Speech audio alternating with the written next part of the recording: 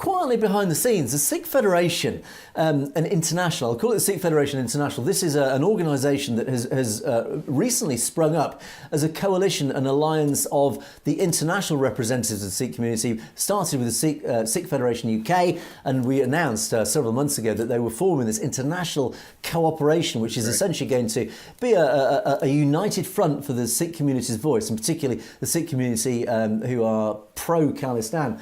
And winning back their secessionist and basic human rights in the Punjab. The Sikh Federation International has one of its reasons, its raisons d'être as they call it, its reasons for existence, is to form a body that has credibility on a legal basis that can then approach the United Nations and international bodies to then push the Khalistan movement forward on a legal basis and a democratic basis.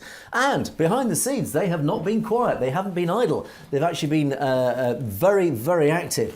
And at the end of last year, in November, they lobbied very powerfully the United Nations. And they sent a formal complaint, and they filed actually a formal complaint with the United Nations on behalf of the family of Shahid Bihari Singh Najjar.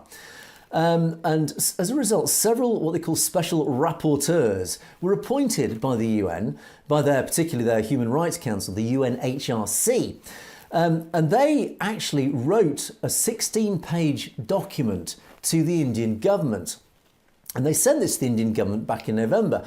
And this document was basically, it was an analysis, quite a detailed analysis of India's various violations of international law and human rights covenants, and particularly with reference to the attack on Bihari Singh and other exiled Sikh activists, as well, of course, as the systematic use of Indian legislation to repress any dissent or activists. Of course, we're looking at people like Amritpal Singh and many people like Amritpal across the Punjab advocating for Khalistan. So this, I think, is a really powerful body blow sent by the Sikh Federation International. They're playing this game very cleverly. They know what they're doing. They know how to tackle this now. Back in the 80s and 90s, it was a local militia. It was a local uprising against an aggressive militant state.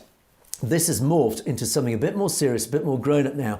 This is a very strong, powerful, democratic, peaceful movement that is playing the game. It's playing the game properly. It's playing it legally. It's playing it democratically. This is why it will win. This is why Khalistan will happen, because India is acting like a child in a tantrum. It doesn't know how to play the game. It doesn't understand the rules.